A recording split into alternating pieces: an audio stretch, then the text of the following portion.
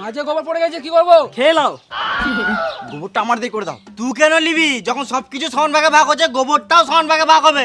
আমার গরুর গোবর আমি লুবো, তোকে কেন দেবো না হারাম জাদি?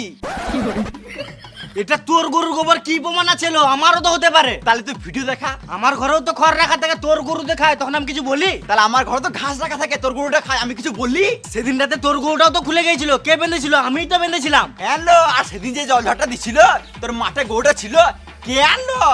আমি তো আনলাম রে পাঠি।